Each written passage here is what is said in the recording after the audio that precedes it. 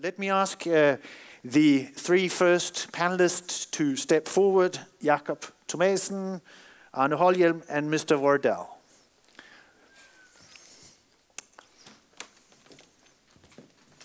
Thank you very much.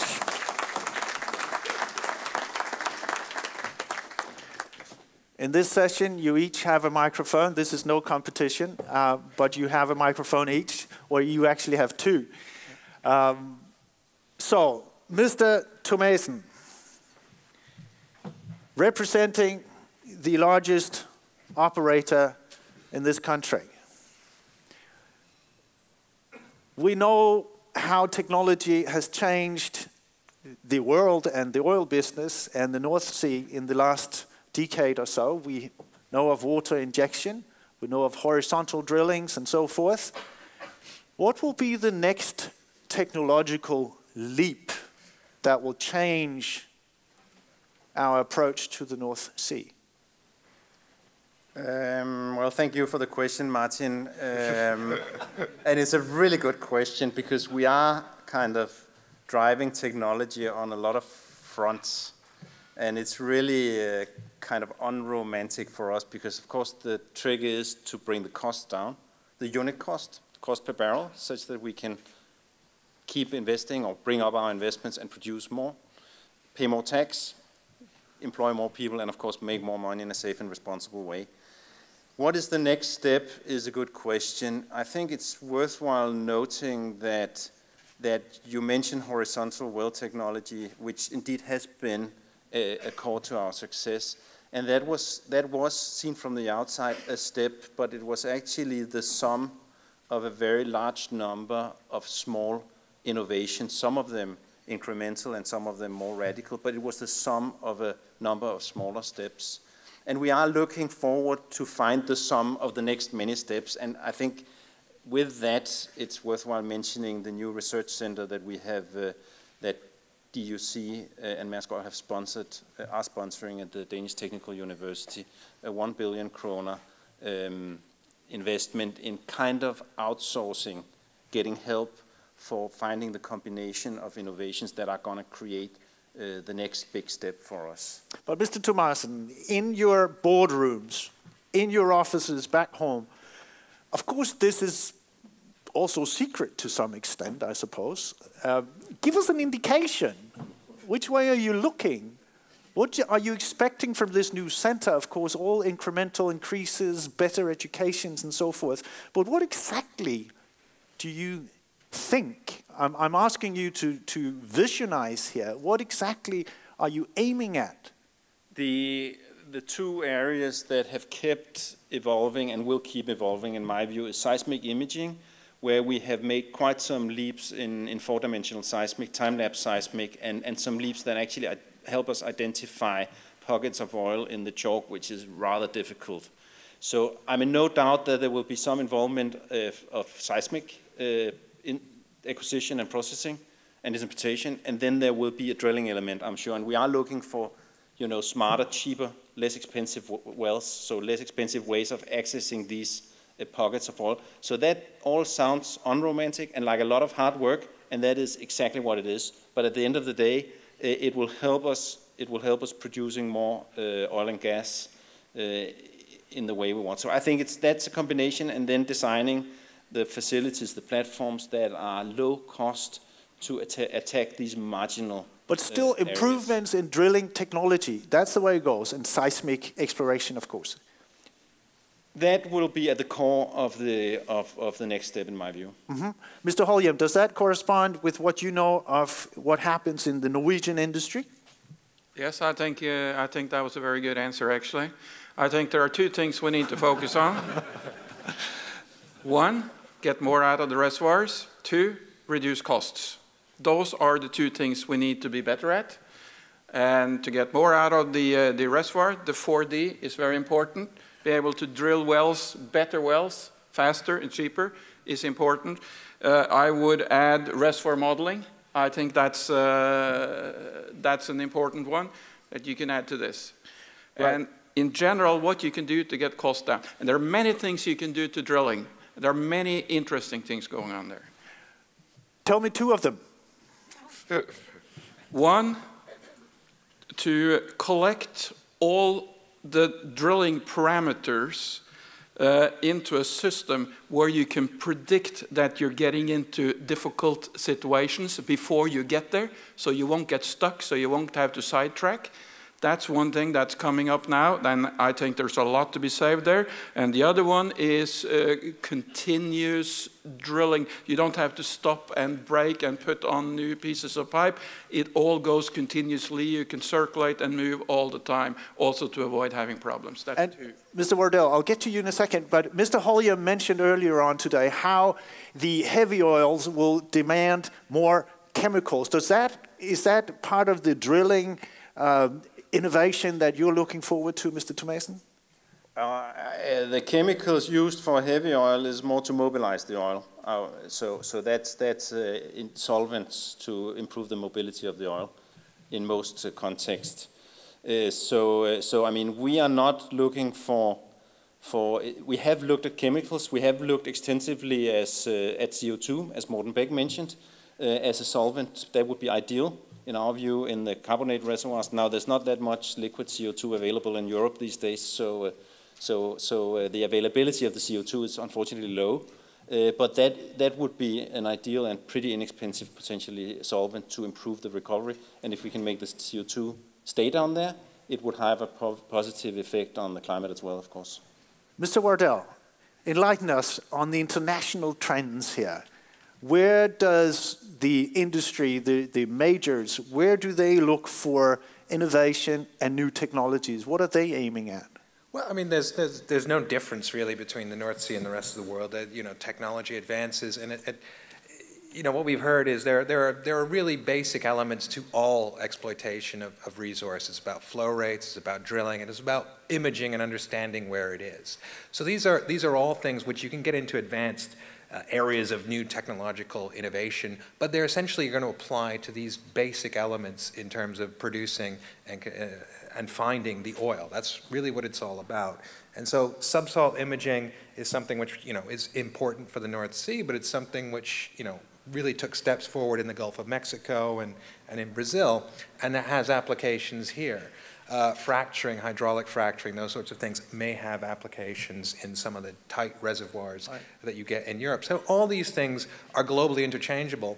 And as far as the industry and what they're doing, of course, they're interested in continuing to invest in technology and trying to find a new way or an improvement on the way of exploiting or finding oil. It's ultimately just all about that. I keep thinking about something you said earlier on about shale oil, how the technological leap there was actually not really a leap. It was simply applying something we knew already, basically.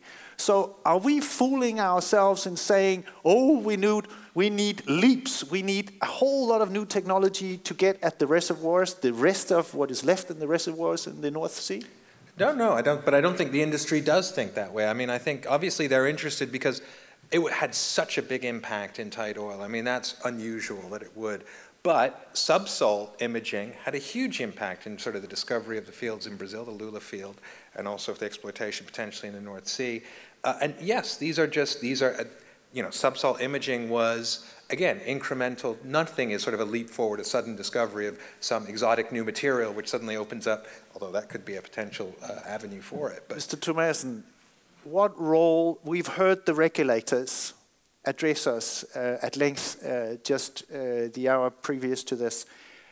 What role do you want the regulators, the government, to play in the development of new technology? Well, you know, a lot of people in Denmark say, well, if we can only increase our recovery by 1 percentage point, it's 70 billion kroner, and now the oil price has dropped, so it's probably not 70 billion kroner.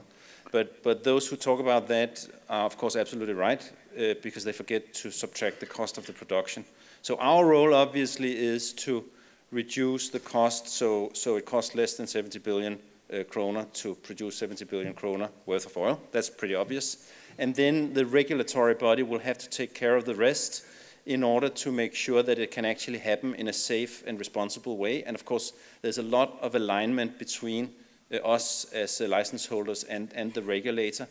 But if we get too marginal, such that the risk is too high for us, I mean the commercial risk is too high for us, if the safety risk is high, of course we don't do it, but if the commercial risk is too high, then we have to look to the regulator to find solutions for how to actually do it anyway.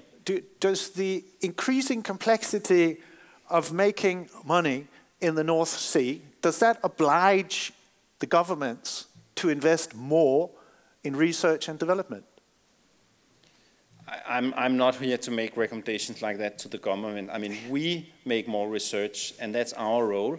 And of course, in DUC, where the North Sea Foundation is partner, they are also part of the research center at DTU, so the government is involved in it. Yes. But I think, you know, Martin, I think more we should maybe look at, it's called the challenge, but I think we could look at it as an opportunity. The challenge, we see it as a challenge because in the old days, our unit costs were much lower, and now they come up. So when you sit at the CEO table, it's not very nice. It gets more and more expensive. But actually, if we forget that it was better in the old days, we can look at it as an opportunity, and that's what we're trying to do with the research center. And if the regulatory bodies look at it the same way, we may have an opportunity to improve the situation both for the country and for the companies, the license holders. Mr. Holje, Mr. Thomassen is too polite to make recommendations to the government. What does the Norwegian industry expect from you? Well, I explained the system that we have in Norway, and we are trying to get everyone to chip in together, to work together on finding the right solutions. They're always asking for more money. But I think it's more important to have focus on putting the money we have into the right projects. Mm-hmm. What do you mean by that? Which are the right projects? Well, you need to make sure that when you do R&D and you spend R&D money, that it's spent on projects that can and will create value eventually. That's important. Yeah, but who is to decide which ones to invest in then? In Norway, we use the OG21 to set the direction for that, so that we have limited what the R&D money should be spent on. Yes, Mr. Wardell, how does the industry make sure that the money spent on research and development are spent wisely in the increasingly complex North Sea? Well, it's in the industry's interest to spend the money wisely as well, because ultimately, what does this technological innovation lend itself to? Well, yes, more exploitation of the resource base in the North Sea, but also more profitability, more production for the companies. So I think the two goals are ultimately aligned. It's how you best support that and help direct it. Companies are not investing on a random basis. They are trying to focus on areas that they see as most important. Mm-hmm. And now there's a strategy being worked out in this country for the future of the North Sea. Now, when we talk of technology and the new technologies needed, how does one address that in a national strategy? This is your specialty. Well, I think ultimately we shouldn't just think of technology as having to have some kind of payoff in producing more oil from the North Sea. Technical innovation and research has its own reward in generating innovation and other objectives around that, employment and skills bases, which you can't necessarily always predict. You can't always know where research goes and what it lends itself to. But as we've heard, you can help direct it and focus it in areas where, for example, Norway, Denmark, North Sea resource holders would find most interest for it. But I think you get a benefit beyond that anyway. You get a benefit in terms of helping to fund and helping to generate research and innovation. Mr. Thomassen, one last word. We're looking forward to the work on a national strategy, as Mr. Beck told us earlier. What are your hopes when it comes to the development of new technologies, research and development? How should this be addressed in the national strategy? Well, I think incentives is the right way of doing it. So if the regulator sees that we can, by incentivizing more research, get higher recovery in an acceptable way, then of course incentivizing research would be the right way to go. Incentivizing, how do you mean?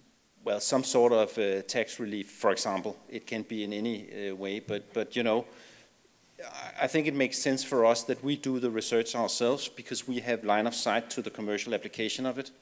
And we have cooperation, you know, with the supply chain, the service providers, and so on. And we use, of course, as much off-the-shelf products, technology that we can in order to keep it simple and cheap. But you know, to stimulate us to research more, there has to be a kind of a price, a light at the end of the tunnel. And I think it's a matter of establishing the right environment to make us run for that price. Gentlemen, thank you very much. I'll ask Mr. Wardell to remain here. Thank you very much. Please help me.